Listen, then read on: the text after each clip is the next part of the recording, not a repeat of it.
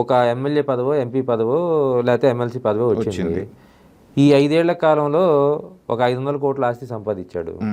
ఇతనికి వచ్చే ఆదాయం ఎంత? ఎమ్మెల్సీ గాను, ఎంపీ గాను అతని శాలరీ ఎంతో ఉంటుంది, అలవెన్స్ వస్తాయి. ఈ మధ్యలో ఎంత సంపాదించావు, ఎలా సంపాదించావు అంటే నువ్వు క్విట్ ప్రో క్రోనో ఇంకోటో చేస్తేనే కదా, అంతేగా, లేకపోతే ఎవరన్నా బెదిరిస్తేనే కదా. దాని మీద ఎవరైతే పగ తీర్చుకోవాలనుకున్న ప్రభుత్వం ఉందో అది తీయాలి కదా. ఆర్థికంగా నీ కథ ఏంట్రా బాబు, నువ్వు ఎట్లా సంపాదించావు అని చెప్పని తీయాలి కదా. ప్రజల సొమ్మే కదా అది కూడా. ప్రజల సొమ్మే. కానీ భారతదేశ చరిత్రలో అన్ఫార్చునేట్లీ ఎంతోమంది అవినీతి పరులు బయటపడ్డారు. అంతమందికి సంపాదించిందంతా ఇంత అనేది తెలిసింది. కానీ ఒక్క రూపాయి అయినా రికవరీ చేసి వెనక్కి ఖజానా కట్టించుకున్నటువంటి సందర్భం ఉందా?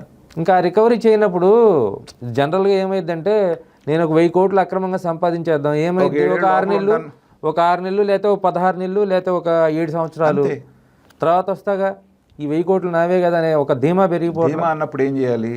చట్టాలు సవరించి చేయాల్సి ఉంటుంది. ఇక్కడే వస్తుంది.